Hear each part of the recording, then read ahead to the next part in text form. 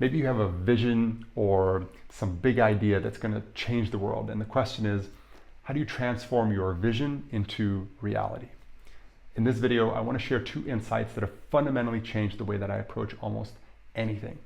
When I started my last company, I raised $600,000, hired a couple of developers, and spent over a year building a product that ultimately nobody wanted. Where did I go wrong? I didn't prototype.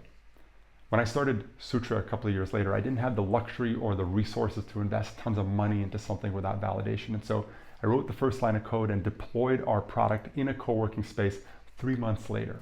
That initial version didn't do much and it was pretty rough around the edges, but it delivered just enough value to our audience for me to receive the feedback I needed to inform subsequent iterations of our offering.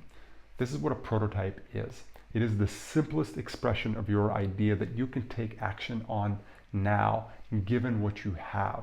And the power of a prototype is that it gives you real world feedback. It takes something out of your head, it puts it into the real world where you get feedback from real people, and that gives you so much more intelligence about how you put something together. In my experience, one of the most powerful prototypes that can help you transform your vision into a reality is a group learning experience. That can look like a workshop, a free workshop, or something that's paid, but there are so many things that come into play in that kind of experience.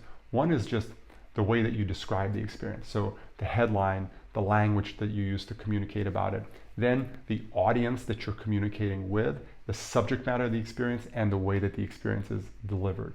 All of those are instrumental in really understanding your offering, your audience, the problem that you're solving, the solution that you're offering.